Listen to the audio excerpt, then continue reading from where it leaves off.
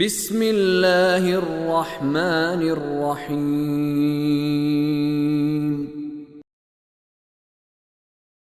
وما من دابة في الأرض ولا طائر يطير بجناحيه إلا أمثالكم ما فرطنا في الكتاب من شيء ثم إلى ربهم يحشرون 38 وما من دابة في الأرض ولا طائر يطير بجناحيه إلا أمثالكم، اور زمین میں کوئی بھی رینگنے والا دب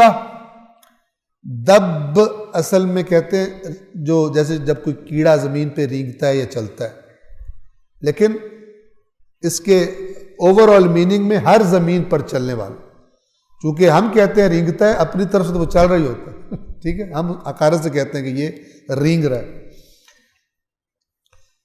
اگر کوئی بہت بڑی کوئی مخلوق ہو انسان سے بہت بڑی، تو انسان کو بھی چلتا دیکھ کے وہ کہیں گے رینگ رہا ہے، جیسے ہم چونٹی کو کہتے ہیں۔ تو اللہ کے سامنے بھی ہم لوگ دبیب بھی ہیں، یعنی وہ رینگنے والے۔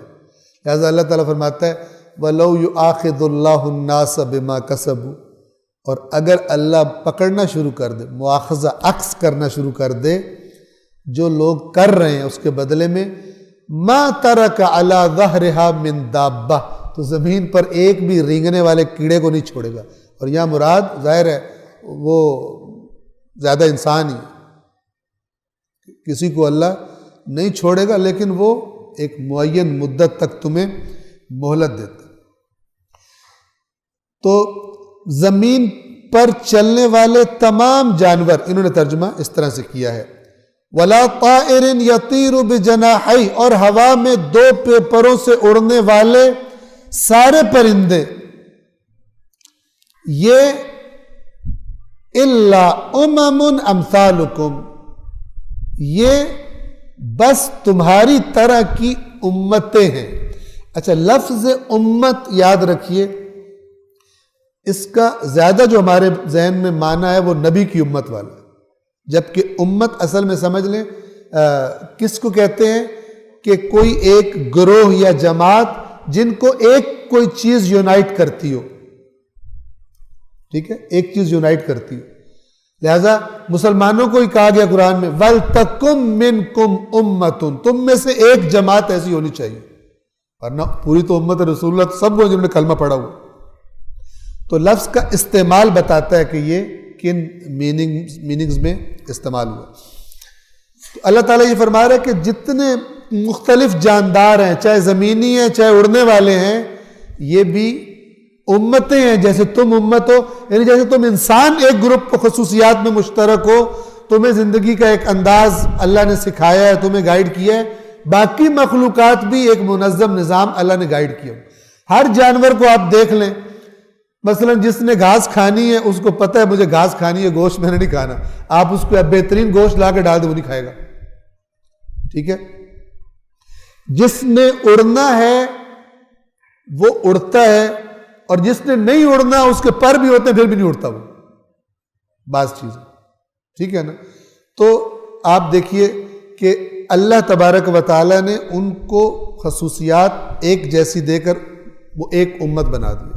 اور پھر جو آپ بھی دیکھتے رہتے ہیں، مثلا آپ اگر شہد کی مکھی کو دیکھیں تو پورا ایک داستان ہے اس کی، اور میں پڑھ رہا تھا کہ اگر وہ شہد کی مکھی ایک جو ان کی کوئین ہوتی ہے اور ان کا اپنے قوانین ہوتے ہیں، اگر وہ کسی گندی جگہ بیٹھ کے آئے جہاں سے، کیونکہ اس کے سافٹ ویئر میں گندی جگہ بیٹھنا نہیں ہے، اس نے شہد بنانا ہے، اس نے پھولوں پہ بیٹھنا ہے، اس نے فلان پہ بیٹھنا ہے۔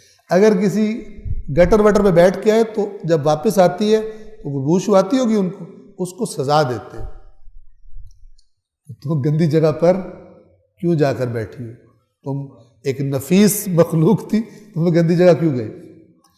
اسی طرح اب یہ ڈاکومنٹریز میں آپ دیکھتے ہیں چیونٹیوں کا آپ نظام دیکھیں، عجیب و غریب ہے۔ بہرحال اللہ تعالیٰ فرما رہا ہے کہ ہم نے ہر جو مخلوق بنائی ہے اس نے کیسے سروائیو کرنا ہے، کیسے نسل بڑھانی ہے، کیا کھانا ہے، اس نے سب گائیڈ کر دی ہے اس کی ضروریات کے مطابق اور تمہیں تمہاری ضروریات کے مطابق. ما فرطنا فی الکتاب من شیء، ہم نے کتاب میں کسی چیز میں کمی نہیں چھوڑی، تفریط نہیں کی، یعنی کوتاہی نہیں کی. اب اس کتاب سے کیا مراد ہے؟ اگر ہم اس آیت کے کانٹیکسٹ کو دیکھیں، کیونکہ سب کی بات ہو رہی ہے، تو اس کتاب سے مراد کتاب عالم ہے، خداوند عالم کا تکوینی علم، یعنی جو تو اللہ تعالیٰ کہہ رہا ہے کہ تم اگر ان کو دیکھو گے تو جو جس کی ضروریات تھی ہم نے ان کے لیے کوئی کمی نہیں چھوڑی.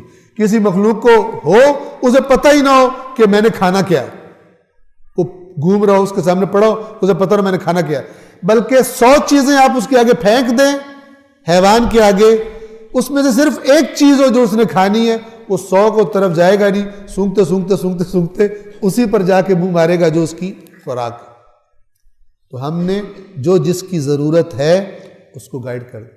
انسان کی ضرورت اگلی چیز بھی تھی، تو اس کا انتظام بھی اللہ نے انبیاء کے ذریعے اور کتابوں کے ذریعے کر دیا. ما فرطنا فی الکتاب من شیء، ہم نے کتاب میں کسی چیز کی کمی نہیں چھوڑی. چونکہ جو قرآن میں کتاب آیا ہے یہ لوح محفوظ کے لیے بھی ہے، جہاں اللہ نے ہر چیز اب یہ جو کہا جاتا ہے لکھی ہوئی ہے، یہ بھی دنیاوی زبان ہے. ورنہ آپ کو پتہ ہے ہم بھی اب آج دنیا ترقی کے بعد رائٹنگ کو مثلا آج سے 50 سال پہلے رائٹنگ سے ایک ہی مفہوم ذہن میں آتا تھا، لیکن ابھی سی ڈی رائٹنگ بھی ہے. مثلا سی ڈی رائٹ کرنا یا پتہ نہیں اور کیا کیا آ جائے گا رائٹ کرنا. ٹھیک ہے، تو یہ ترقی کے ساتھ ساتھ مفہوم بھی مختلف میننگ ذہن میں انسان کے آتے ہیں جو اس وقت پہلے کے لوگوں کے ذہن میں نہیں آتے تھے. تو لہٰذا یہ جو الفاظ استعمال کیے گئے جو وہ سمجھ سکتے تھے اس کے مطابق. تو مراد کیا ہے؟ خداوند ایسا نہیں کہ اوپر کوئی کتاب پڑھی ہو جس میں اللہ تعالیٰ نے یوں لکھا ہوا. اللہ تعالیٰ کو اس طرح سیاہی، دوات، کاغذ اس کی ضرورت نہیں ہے، نہ ہی وہ عالم مادی عالم ہے کہ مادیات کی ضرورت ہو، محتاج ہو اس طرح لکھنے کی. لیکن چونکہ بات ان سے ہو رہی ہے جن کے ذہن مادیات کے عادی ہیں، تو ان الفاظ میں ہی بات ہو سکتی ہے. ثم الی ربہم یحشرون، پھر اپنے رب ہی کی طرف ان کو لوٹایا جائے گا، محشور کیا جائے گا. اور قرآن نے بتایا ہوا وَإِذَا الْوُحُوشُ حُشِرَتْ، جب وحشی جانوروں کو بھی اکٹھا کیا جائے گا. اب یہ سوال ہے کہ آیا ان سے کوئی سوال جواب ہونا ہے یا کس لیے ان کو اکٹھا کیا جائے گا؟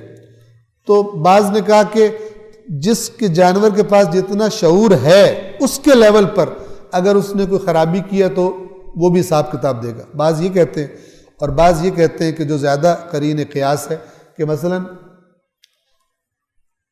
کوئی جانور میں نے پالا، میں نے اس کو ساتھ ظلم کیا، فلان کیا، یا پالا نہیں تھا ویسے کسی جانور پہ ظلم کیا، تو خداوند عالم ان کو بھی بلا کے کہے گا کہ بتاؤ تمہارے ساتھ کیا رویہ رکھا گیا تھا اور تمہارے ساتھ کیا سلوک کیا گیا تھا. کم سے کم اس گواہی کے لیے حیوانوں کو بھی بلایا جائے گا.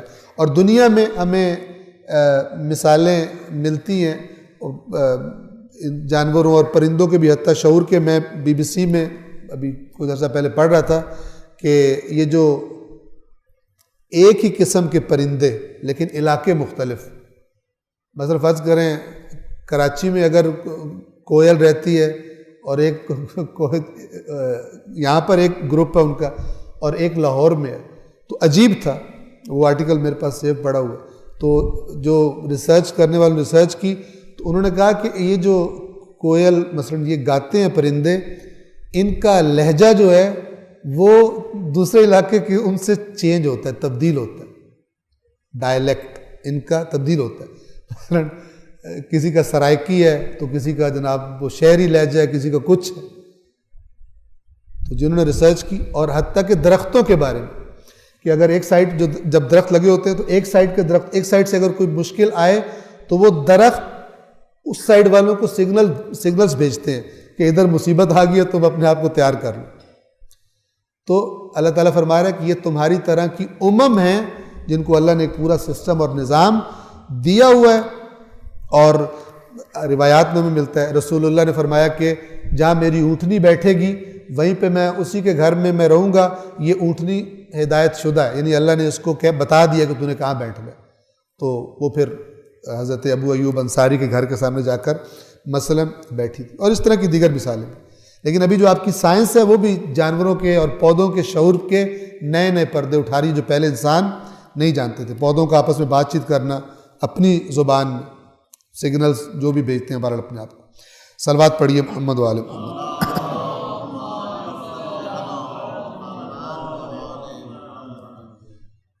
اللہ العلی العظیم۔